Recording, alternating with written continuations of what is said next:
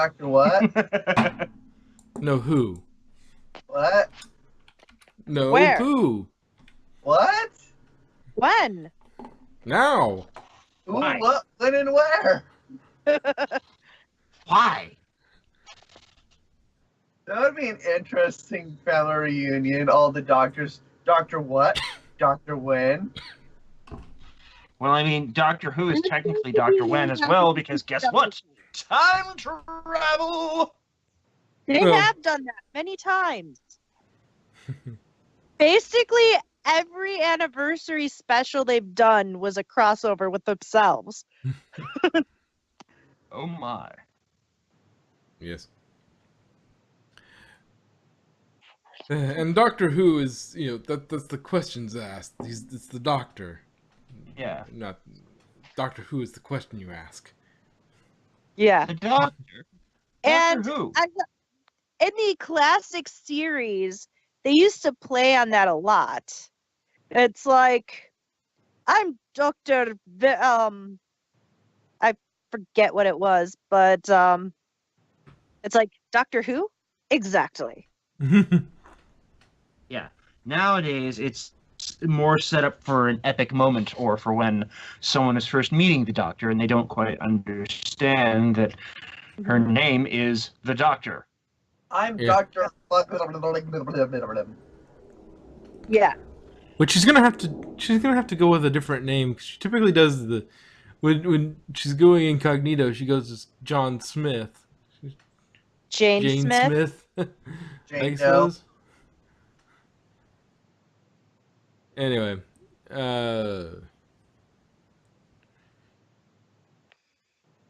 so I told you that's where it left off. Series 11, Episode 2, The Ghost Monument. Come to mommy. Come to daddy. I see. No, mommy now.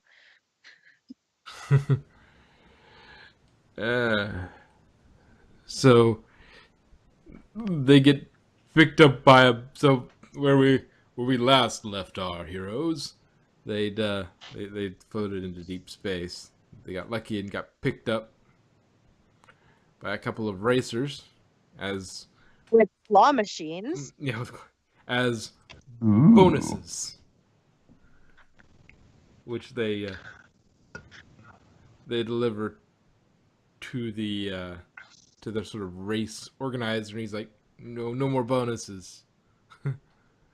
What are these? Why did we pick them up? You have a habit of picking up hitchhikers. Hitchhiker's Guide to the Galaxy. First rule. Well, I mean, the Doctor does have all the answers. Mm-hmm. But he doesn't need babelfish. Anyway, No, that's- though they do slap the equivalent on the back of their necks. It's like if I had my Stop TARDIS, putting we wouldn't need stuff these. in us. Would people and things stop putting things in me without my permission? That didn't Yeah, sound. my doctor can do that. I actually really like these companions.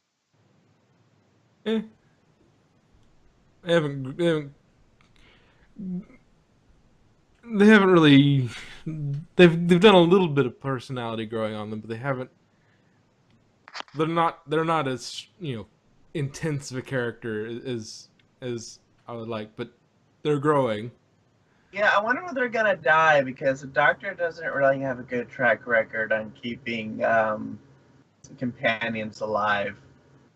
Most of her companions lived out their lives. Yeah, but not the The best only of one who ways.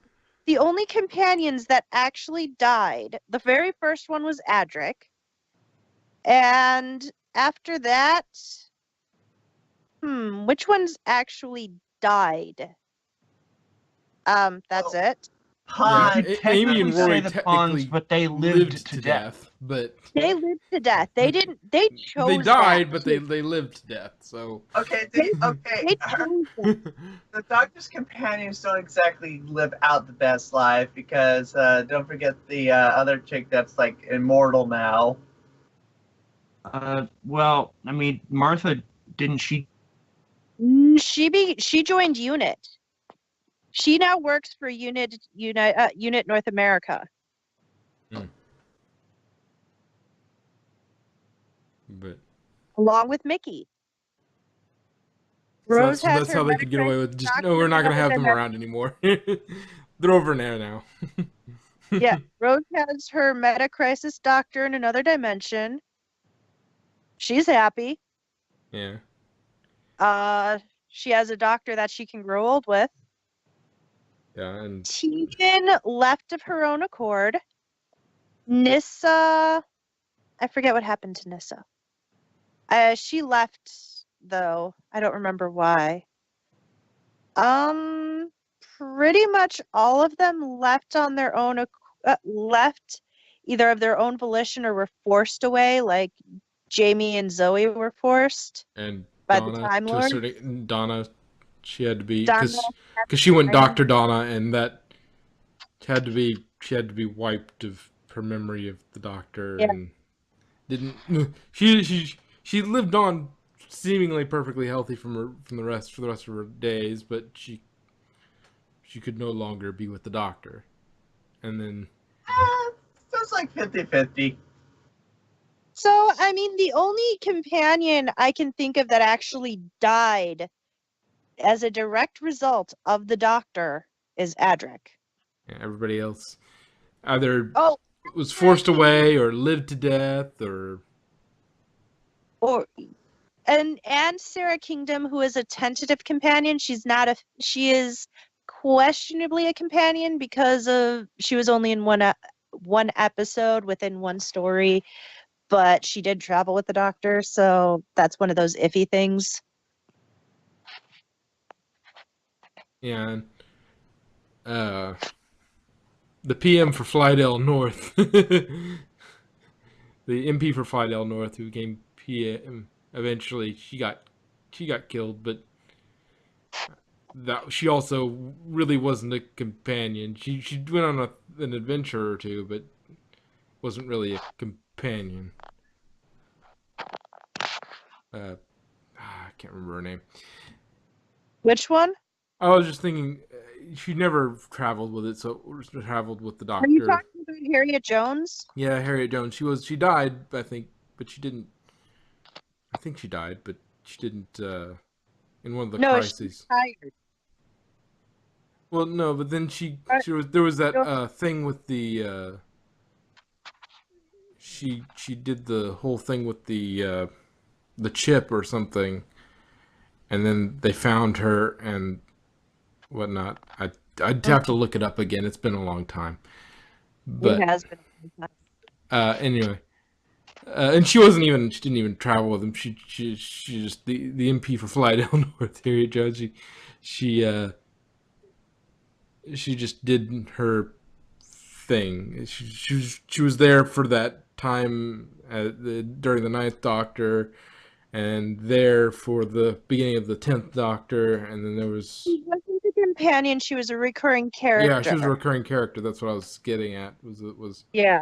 I So mean, just like Osgood is not a companion. Yeah, she's a recurring character, or was a Kate? recurring character. She hasn't recurred in a while, so. Kate Stewart is she occurred recently. She Oh yeah, occurred those like the Zygons. I forgot about the Yeah, Zygons. yeah. The last towards the end of Clara's run. Yeah. But yeah, she Kate, another not companion but recurring character. River she was a companion. She traveled in the TARDIS with the Doctor. Yeah. We don't get to see a lot of it, but a lot of it is sort of implied that they spent quite a bit of time together off screen. Yeah. Which Which is We probably have- great fodder for audio dramas. Yeah. She has her own series. Her own Big Finish series. Yeah. But we know he taught her how to drive the TARDIS better than he can. He likes to leave the brakes on. Yep. We were wondering why that sound. It's supposed to land. It didn't make the sound. He leaves the brakes on. Yeah. So technically the TARDIS is his number one companion. Yes. But anyway, so they float through the. Getting back to the episode at hand, they float through the vacuum of deep space. They get picked up, rescued, Go healed to the up. the final planet. Yes. How could a planet be final? Universe is massive. It's called Desolation. Yes, that's a heck of a name for a planet. Which What did I miss? then? I mean, aside from Doctor Who and the Orville this week. We were just in the middle of talking about the first Doctor Who, bits of the Ghost They Monument. just got Desolation. Yeah. Yeah, Like I Crash. like this. Which is a fitting name considering how desolate it is. Yes. And Yeah. the doctor helps him crash his ship Yes. because it's the only way to survive. The doctor has a thing about jettisoning parts of ships. In order to escape from E-space, he jettisoned half of the TARDIS to give them enough push to escape. He also did that in his 5th incarnation when they reached the beginning of the universe, the Big Bang. And in order to escape the velocity of escape the gravity of that event, they had to jettison part of the TARDIS. He has a thing about jettisoning TARDIS parts. Jettisoning ship parts. But TARDIS. but ships. The room throw back. Ship butts. Yes, ship butts. It's basically like laughing your ass off, only with the ship. Which, while we're here with that, we're talking ships and such. We got two big things this week. We got the theme, the opening for it. I really like the new intro. It reminds me a like bit more of it's a little more Russell T Davies era. A little bit. It's a little more cool. Yeah. It's a little more like that. It's a little more bright. Yeah. Well, bright, and the music is bright. It's still dark, but it's still always sort of that dark and woo and mystery and that sort of thing. But the music feels a little brighter. It's a little weird considering it's the same theme, it's the same music, but they do a slightly different arrangement for different doctors, and so different doctors get a slightly different arrangement for it. And I just like the new TARDIS layout. I don't like it. I don't like the new TARDIS. You never do you? I like the exterior, but I don't like the interior. It kind of makes it kind of looks like a villain TARDIS. No, the villain TARDISes don't look that bad. Well, I think what they were going for was, like you said, a more Russell T Davies era. yeah, it looks a little more like the ninth and 10th Doctor, but I didn't like that layout. yeah, I like that desktop. I was just hoping, what I was hoping for, that I'm glad I'm not the only one who didn't care for it as much. I mean, it's not awful, but there's some things it's too dark. I want, okay, so my favorite New Who desktop, which that's what they call it, the desktop theme, was 11's first. Yes, 11's first. Yeah, that was what I was going for, because you have 9 and 10. Go ahead. White like clean look of it. And then at sometime during the 11th during Smith's era, it just got darker. And then when it went to Capaldi's TARDIS, it just it was still better than 9 and 10, but it still wasn't as nice and clean looking and pristine. And I grew up on the classics, so I like that, like the white circles and the nice. You're not a fan of his grunge phase? No, I don't like the grunge phase. Yeah. You know what? I'm just imagining a little dial that the Doctor turns to change the desktop. It's like, no, no, no. This one's good. Actually, the TARDIS itself changes the desktop, but the desktop does change on its own sometimes. Yeah, when it gets confused, like with the whole War Doctor 10 and 11 all being in the room at the same time, it's like, I don't know which desktop to pull up. And Yeah. Error before.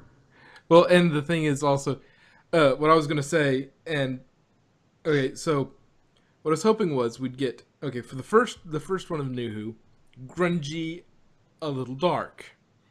Okay, it's not as dark as, like in terms of color scheme as late 11 and 12s, but it was grungy, and then 11's first desktop was sort of bright and cheery, and and then it got dark with sort of the late 11 12's desktop, and then I was hoping that we'd go grungy, dark, light, grungy, not grungy, but dark, and then we'd go with something a bit brighter, but it's just like, no, we're going dark and sort of looks like a cave. It does, especially with those stalagmite looking The big crystal in the middle.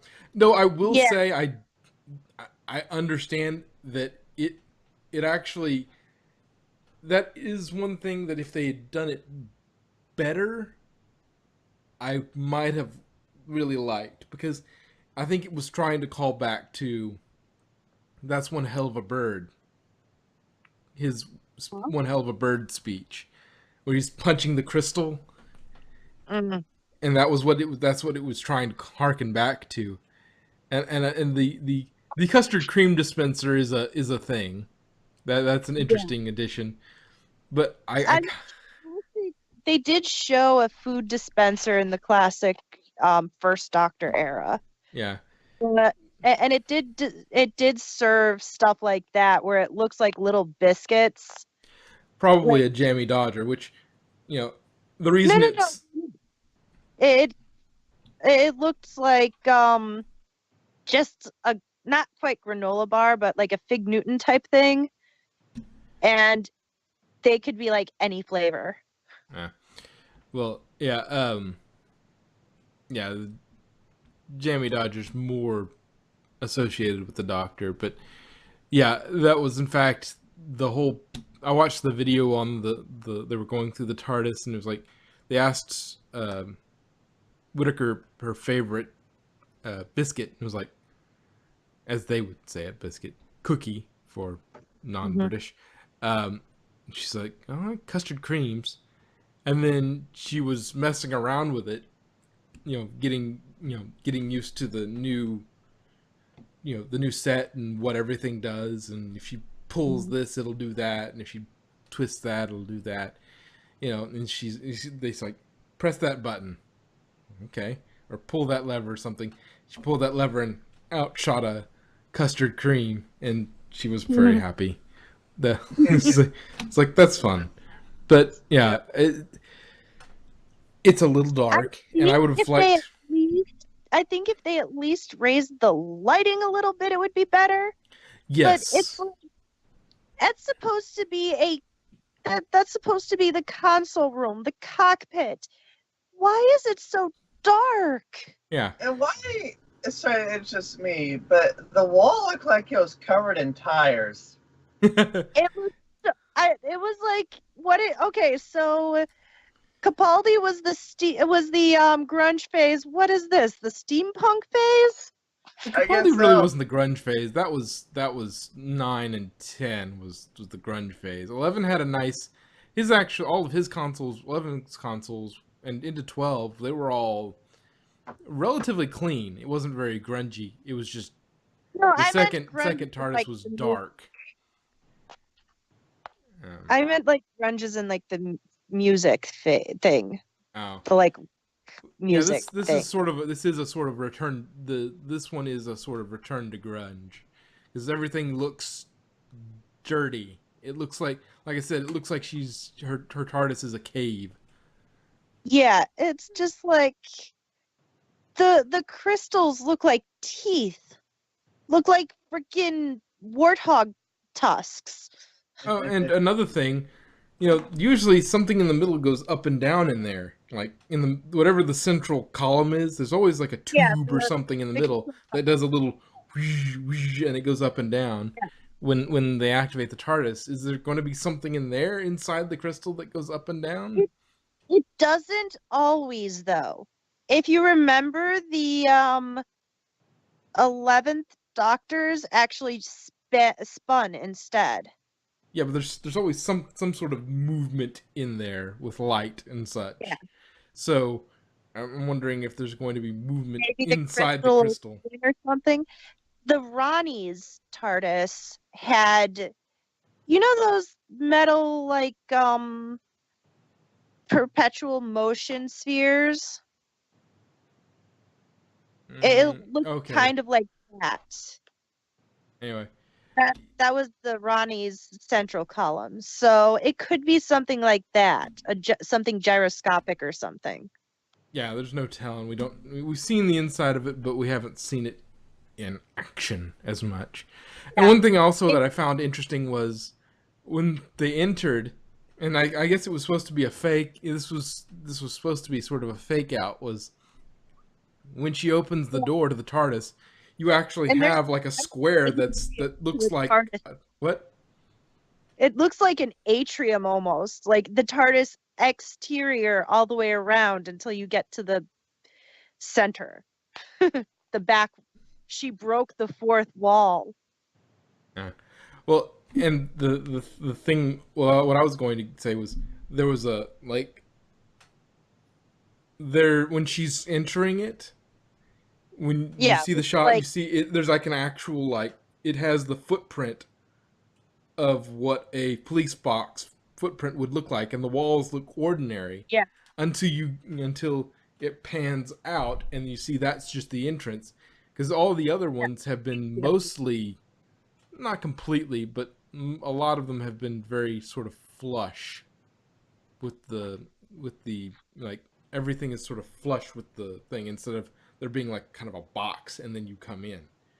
Yeah, most of them are more, it's like a thick door. In the classics, it was like a thick door that interlocked, and so you couldn't even see where the door was until it opened. Yeah. But yeah, there are some aspects of this I do like, and there's some aspects of it I'm like, when I said happy, I just meant because you finally get to see inside the TARDIS. Oh yeah. I was wondering, was like, well, I was like, because you were saying, you're gonna be happy about this. It's like, okay.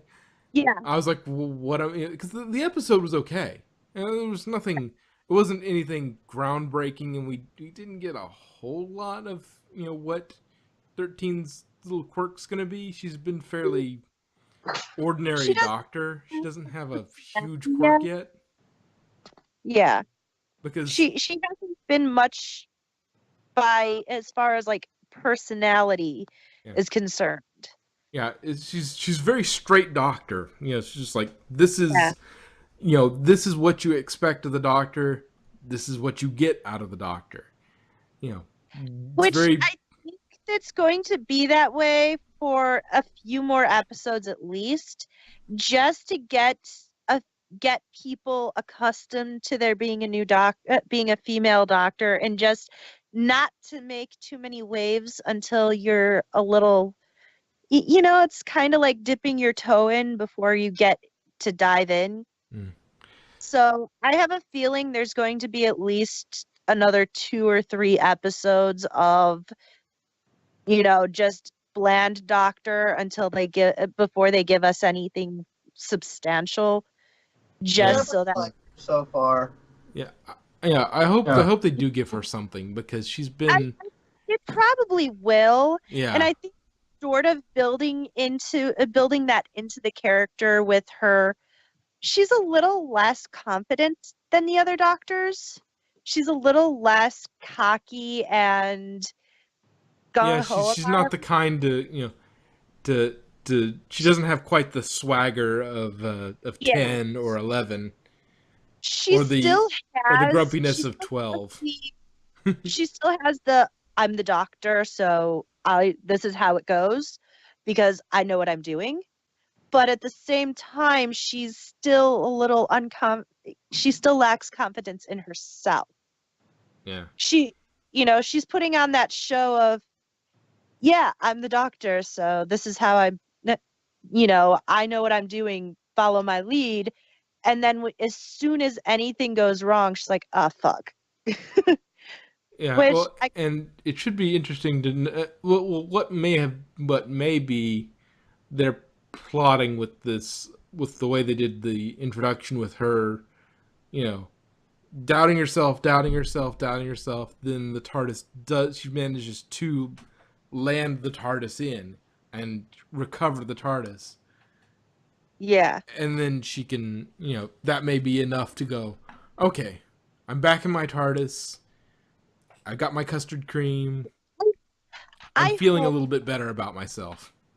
I hope they do, because right now, I mean, I liked her in the first one, but I'm just I don't hate her like Eccleston level, but she's just, She's a little safe right now. She's a little safe. She's playing it a little safe, but she's a little too bland, a little too.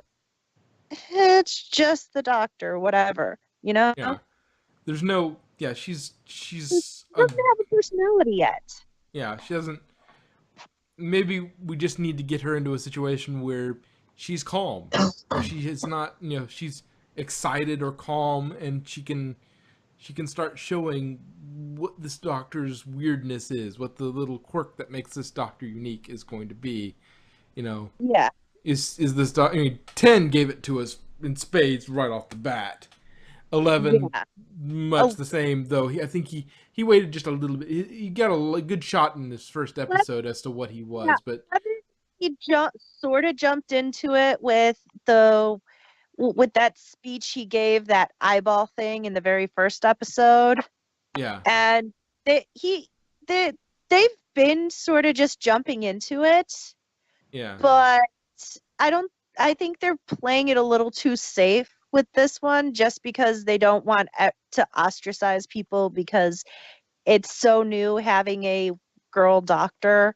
Yeah. Which I think if it were like a black doctor or something, they'd be doing the same thing, just because it's something new and something. But there's also the problem of playing it too safe. I don't want them jumping in, getting all political or anything like that, but have them have personality to sort of hook the watcher. She's got a northern accent.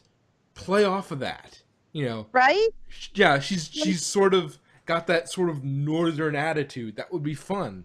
I would love to see a doctor with a northern attitude, just sort of, yeah, that's how you think, huh? Yeah. Yeah, I would love a little bit more swagger to her, a little bit more doctor, because right now she seems more of a companion than the companions do. Yeah, she needs to, they need to give her, again, this has already been, all this stuff's already taped and edited and everything, but what I'm hoping for in the next episode is we get a bit of her personality, and hopefully it's something entertaining, I, something cool, something yeah, fun. I think they're trying to work it in a little bit more slowly than the other doctors, but I think that's a mistake, Yeah, honestly. you need.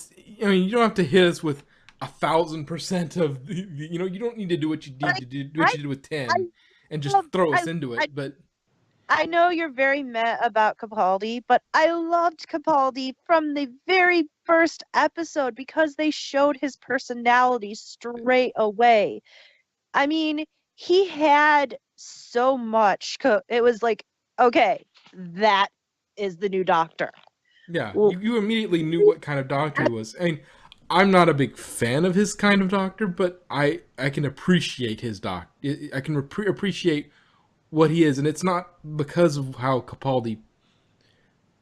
It wasn't any fault of Capaldi. It's just that's the way his doctor is. That's how he's written, yeah, I and mean, so just you like Eccleston, and I'm like, ugh. yeah, I like Eccleston. You love Capaldi. You know, Yeah. I like 10 and 11 a lot more than I like Capaldi or Eccleston for that matter. But Well, I to be still, fair, I do like 11 too. I yeah, My personal opinion is when they started the new Who, the doctors were just getting better and better up until this new one where Whitaker is playing it too safe. yeah, And that is a real downplay for her. yeah. We Like need, I see her in other things and she does she can play very strong characters, but I don't think they have quite the doctorish personality as far as what we're used to with the doctor. Like her characters don't really have swagger so much as just a inner, a deep strength to them. At least the shows I've seen her in. I've only seen her in like two things, but I yeah, I think they need to pull out something in the next episode or two. Otherwise, it's just the character's too flat, which is kind of funny because she has more curves than any of the other doctors. Uh, but yeah, I mean, yeah, that's just would have. So basically, as Whitaker and the new TARDIS are going, Meh. TARDIS is too dark. The crystal, I think, is a neat idea, but I don't think it looks too much like a cave in there. Using the Yeah. crystal as an accent would have been fun any which way you went, but I would have liked it to be a little brighter. And I really Yeah. wouldn't have objected, even as a person who is pretty much exclusively new Who. I've seen some classic Who. I wouldn't mind seeing, something akin to classic Who style desktop. Yeah, like they tried that they did that with the with 11 and 12 a little bit, which is why I really liked that one. Yeah. And I think the lighting was a little dim in this 12, but Yeah. that was just trying, I think they were trying too hard to recapture the Tennant era while still giving you something a little classic. Yeah, I would have So liked to have seen, 12's is okay. It's very clean. It's very I do like the clean, but I would have liked it, to see a little brighter. Yeah, that's yeah, same here. because that's been some of the problem with the last couple TARDIS desktops has been they've been this one and 12 is that are a little dark. It's like Yeah, he's not a villain.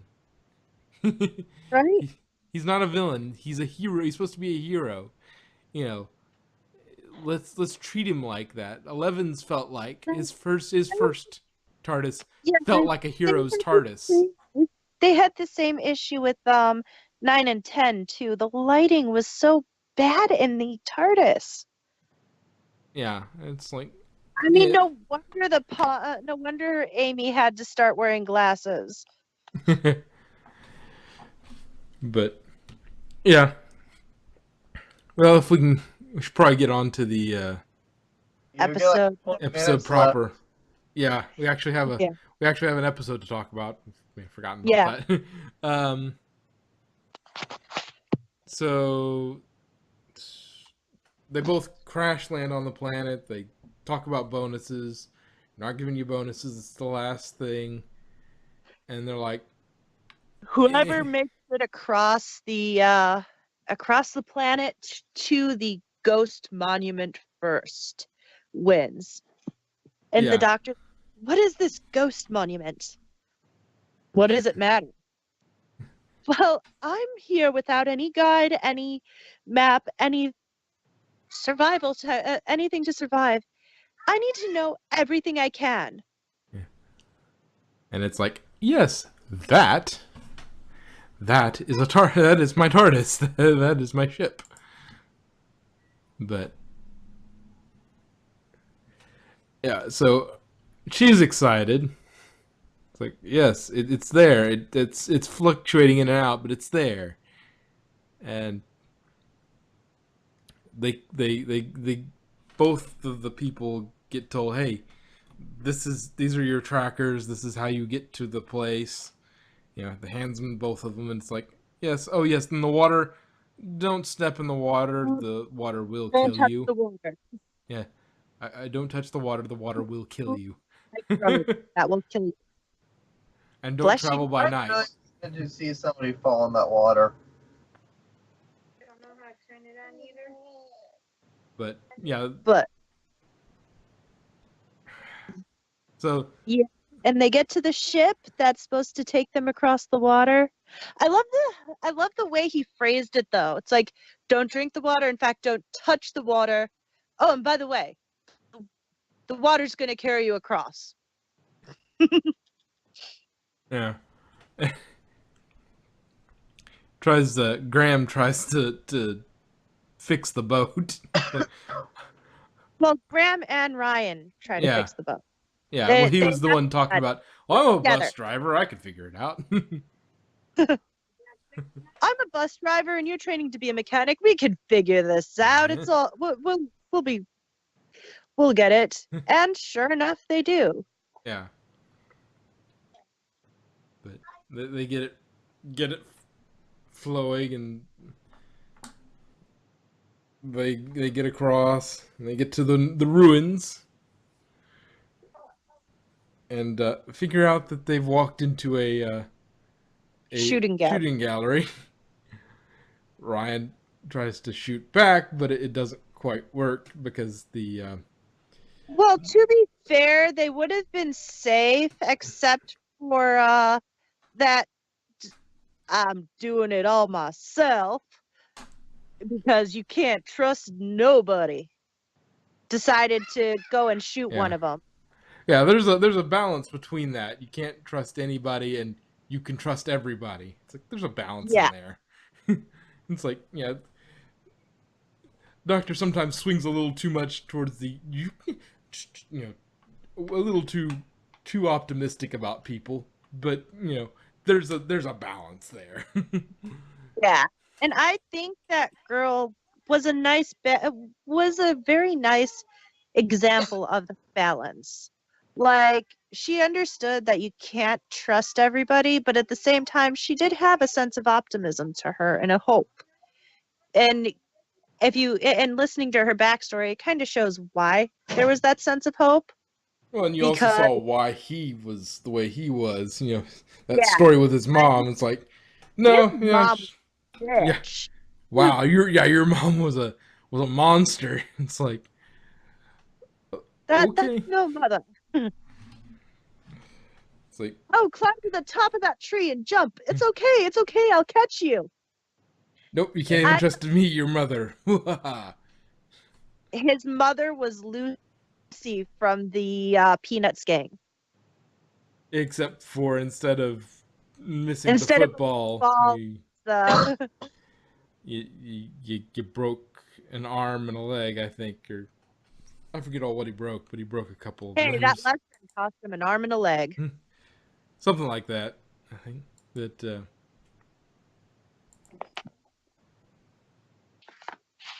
I will be right back. Okay. Well, let's see, what else could we talk about while you're gone. How about your true feelings for me? No, there aren't any. Did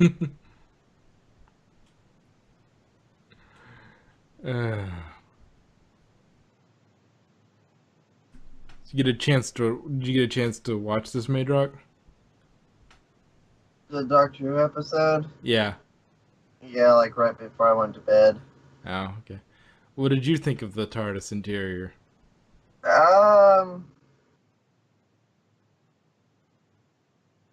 It looked too villainy. Too much of a villain's TARDIS? Yeah, like all dark and creepy and morbid. It just looks like a cave. Yeah, and villains normally live in caves. Or, well, unless you're Batman. True. But, I mean, he's not exactly the greatest member of society. He has his rules. He still follows his rules. Yeah, but he still killed a lot of people in the comics if you actually read them. Okay, I'm back. All right, so Yeah. all right, so we just talked about Maydrock's thoughts about the TARDIS while you were gone.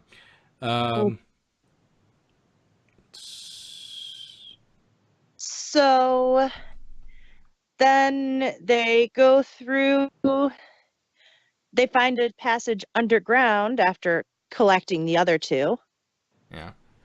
And then, an interesting thing was with that Ryan running off to fire the gun. Yeah, it's like she pulls out, it's like there's an EMP on this robot that knocks everything out for a little bit. It's like, wouldn't that have knocked your tracker out as well? Like your little guide thing as well? But if you notice, they didn't really use the guide after that. They didn't use the tracker after that. Didn't they patch it into, when they were down in the tunnel, they patched it into something to try and help get a fix on the path or something? I thought they just went into the system to try to figure it out. I thought, yeah, maybe I'm remembering it incorrectly, but yeah, they're down there and they're discovering more and more that this world was essentially weapons testing. Yeah. Desolation is, Desolation, it was an apt name to give this place. Yeah. Though it used to be a planet of a habited planet, a habited planet. It is no longer habited. Except by what kind of look like Dementors. Yes. Yeah. Dementors and robots. Yep. And deadly water microbes. Yeah. And it turns out that the people who commissioned this shit by kidnapping the scientists' families was the peoples of Tim Shaw. That's Sim Shaw. Tim Shaw. Well, if you'd enunciate, that would have been a great, what I thought would have been a funny line would have been, if you'd only enunciate, I'd be able to tell what you said. That would have been a great, I think that would have been a fun line when she's confronting Tim Shaw and kept calling him Tim Shaw, and he's like, no, and says his name properly, and is like, well, if you'd enunciate, I'd be able to tell what you're saying, but you keep mumbling. That would have been a funny thing to make part of the Doctor. Stop mumbling. I can't understand you when you're mumbling. Speak up. So are those new villains or were they in the old Who? Those are new. I don't Yeah, remember them. yeah, I think everything so far has been new. Yeah. They basically are, everything's new. They haven't brought us back to any. We haven't run into any Although Cybermen or Daleks or anything like that yet. It's only been two it is a episodes though. so yeah. Yeah, it's only been a couple episodes. So yeah, they go through that and uh, It might they be an interesting story arc. I mean, I know that Moffat was the one famous for his story arcs, but Chibnall was also a very prominent writer within that who did write some of the best story arc pieces, like The Flesh. I think he was one of his stories. Mm. You know, the Living Flesh one with the with clone. the clones that look like just it didn't look any different from what 11 looked like in the beginning because they overdid his makeup in the beginning. Yeah. Gosh, I like 11, but they way overdid his makeup in the beginning, and he looks really weird. Like when I first saw pictures of him, I'm like, that kind of looks like a cross between Robbie Rotten from Lazy Town, Egon from from the Ghostbuster movies, and I don't remember what the other one was, but because the way they did his makeup just looked so messed up. His But, face looked like it was made out of clay, which I mean, worked for the Living Flesh episodes. yeah, they but getting back to the story at hand, when they're faced with the Dementors, they You remember what? acetylene. Yeah. It's like, oh, acetylene. Yeah, it's lighter than air, and highly flammable. Hey, that Doesn't thing lights on its own. Whoosh! It's like, and it's highly flammable. You see, now that was a nice doctor moment, but that is a moment that you could literally see any doctor doing. yeah, they haven't. The whole, all right, let's distract them with talking and oh, we gotta dig deep. Come on, you see what I'm doing? Do what I'm doing. Monkey Yeah. see, monkey do. Well, and the other part of that is, yeah, just the whole. And they'll also do, the doctor will be giving some grand speech while they're doing something else. And Yeah. by the time you realize what they're doing, what they've been doing, distracting you with them talking, they've already won. They just while they had you distracted by going on some big philosophical rant, you're like, oh, this guy's an idiot. He's just talking all this up while he's moving around, slightly adjusting a switch here, adjusting a switch there, and then suddenly, you shouldn't have let me. You shouldn't have let me touch all those buttons. It looks like it's being feedback through your primary. Was it heat? Something or other, thermal conduit or something. Yeah, it doesn't look good at all. Just like Osgood said, if I wanted to defeat you, I wouldn't let you talk. I wouldn't even let you open your mouth. I'd just keep shooting you until you ran out of regenerations. Yeah, because if you let the doctor talk, he's already won. Yes, he's probably already moved his plan into motion. He's probably got about 6 or 7 steps. 'Cause the longer you give him to think, the more likely he's going to come up with a solution to defeat you and carry it out while he's talking to you, and you won't notice. He'll blow up your ship by falling down and slapping a bunch of switches over, or he'll do something. Yeah. Or, oops, I tripped. Everybody down. Snap. But yeah, that could have, she hasn't done anything, like, we've kind of treaded this into the ground, but yeah, something of her own would be nice. Yeah, a catchphrase at least. Yeah. You know, something unique. I have boobies. Besides that. Yeah, we don't need her clicheing. I mean, like she made a comment that they're not overusing it, which I do appreciate. Yeah. I like the whole "come to daddy." I mean, no, mommy. Yeah. Yeah. It's yeah, they're not overdoing it. They're Yeah, it's using like it in very really light just jokes every once in a while. They're yeah, restricting it's themselves to maybe once an episode and yeah, only in a brief snap and you blink and you miss it sort of yeah, situation. and I think it's going to peter out very quickly. This is more she's still getting used to changing pronouns and stuff, you know? She's Yeah, still getting to it's been less than I 24 hours or so.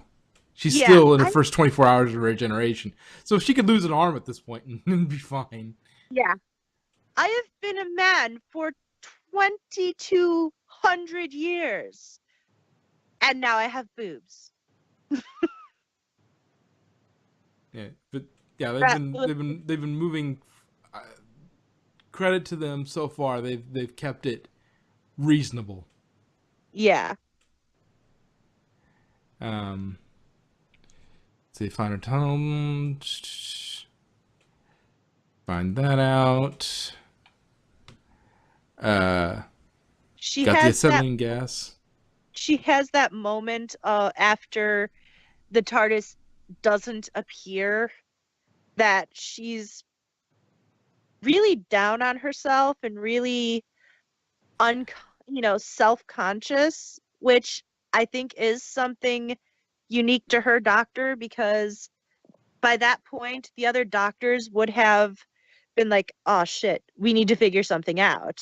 Well, and the I other thing is, I think maybe what might also be something that, and we've had a sample size of one, so we don't know what's going to happen with it.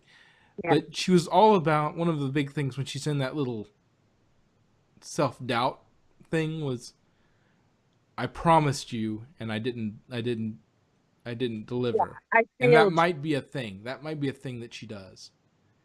keeping promises are a big thing for her. Yeah. She makes promises and she wants to keep those promises, and that's part of her thing. I mean, we're just wildly speculating at this point because we It's don't still know. It just hasn't been long enough, and they haven't given us enough information. We don't have enough to know what she's going to be like for the rest of her this form.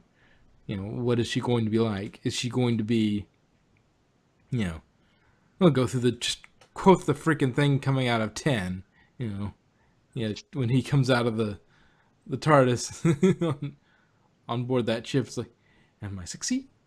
A lover, a fighter, certainly got a gob.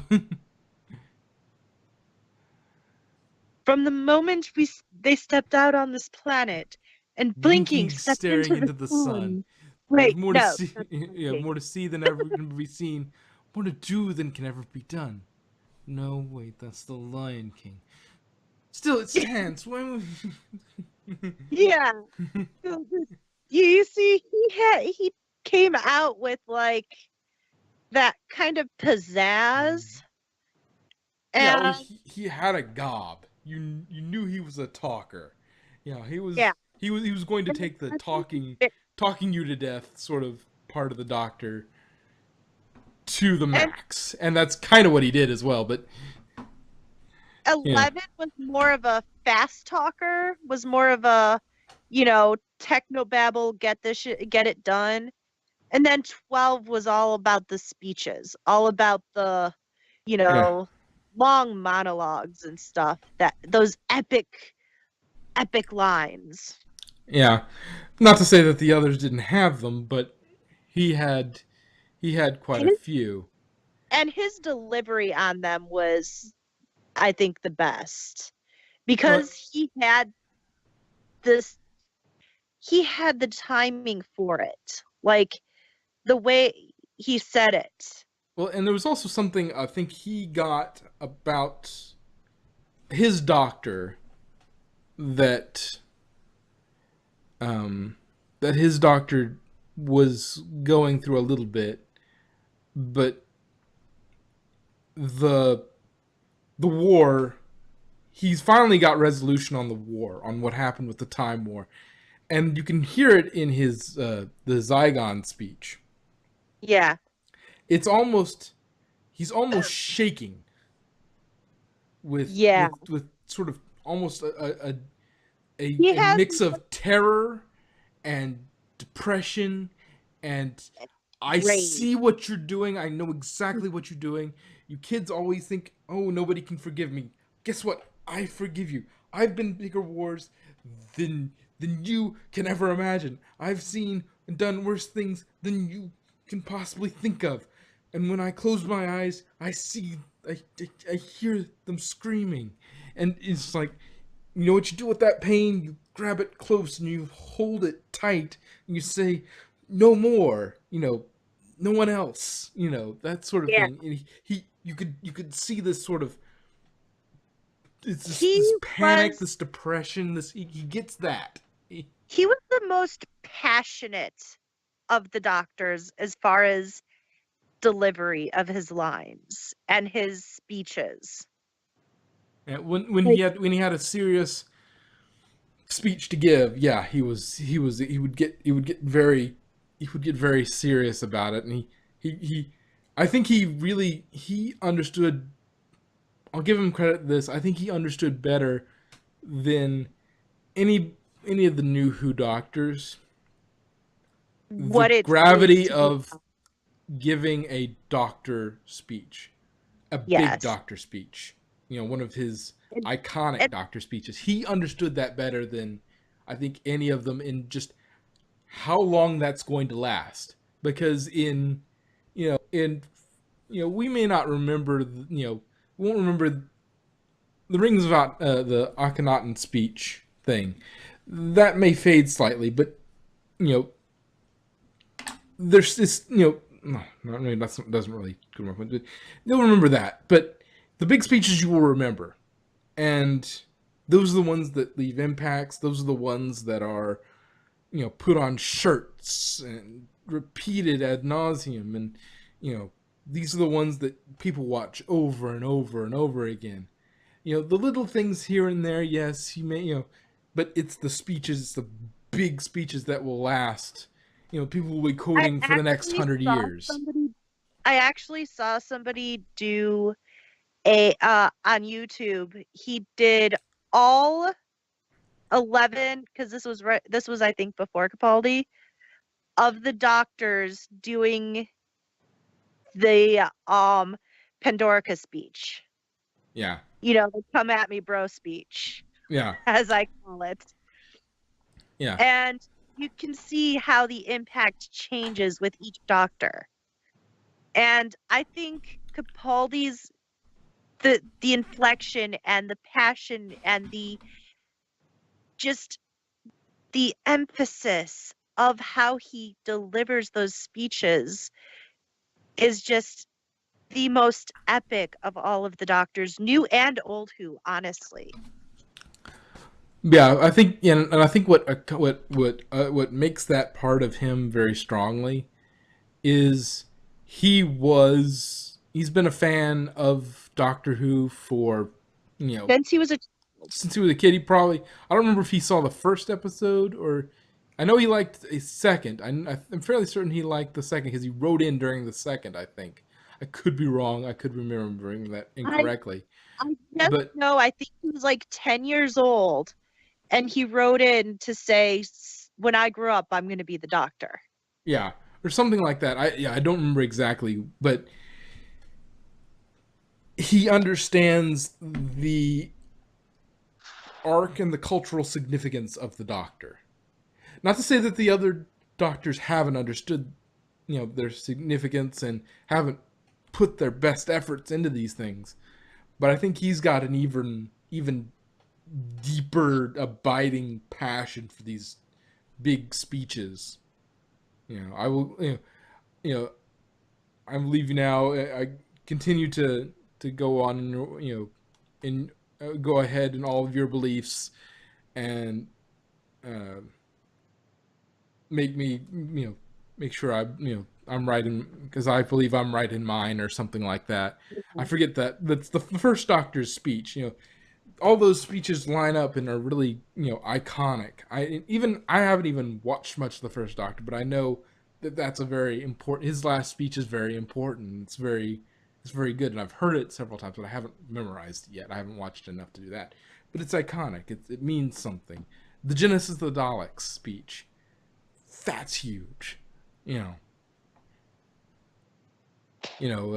Even Six has his speech with the corruption of the Time Lord speech. It's like, just been right here. It takes 10 millennia or whatever the time was to get really corrupt. They all have their speeches, but I think Capaldi best grasps that sort of gravity of that. Anyway, I think we're about out of time on this one. Any other thoughts before we wrap it up? No. All right. Yeah, I hope the Master comes back. I hope the Ronnie comes back. That would be awesome. It would. All right. Well, see you next time, folks. Goodbye, honey people.